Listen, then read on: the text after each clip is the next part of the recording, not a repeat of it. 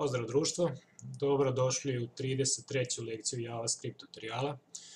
Danas ćemo da radimo jedan window object metod scroll to.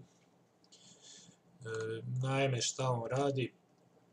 Kada imamo više ovako tekstova, odnosno kad nam je pun ekran teksta, pa imamo ovako scroller ovde koji treba pomeriti, možemo jednostavno da napravimo jedno dugme koje kada kliknemo pomeri ceo tekst gore.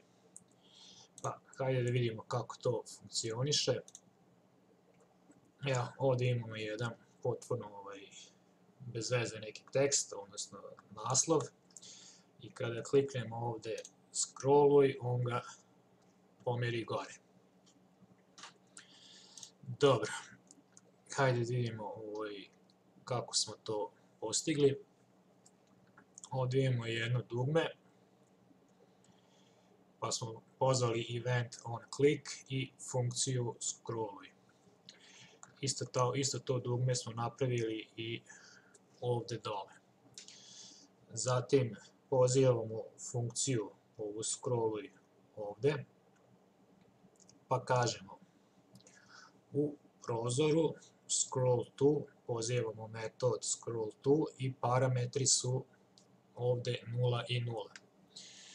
Dakle, ovde parametar ovde scrolluje po x osi u pikselima kojima mu zadamo, a ovde parametar scrolluje po y osi. I kao što ste vidjeli u primjeru, on ovde scrolluje od dole prema gore. Ako želimo da nam scrolluje u obrnutom pravcu, od gore prema dole, recimo stavit ćemo ovde 1000.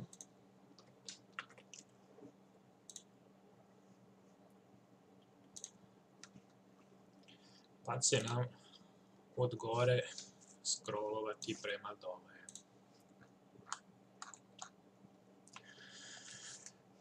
Eto, nadam se da će vam ovo koristiti.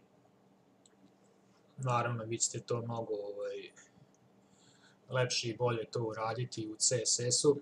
Obično ovo dugme se nalazi negde u ovom uglu ekrana, pa kada kliknete on to ceo tekst pomeri gore.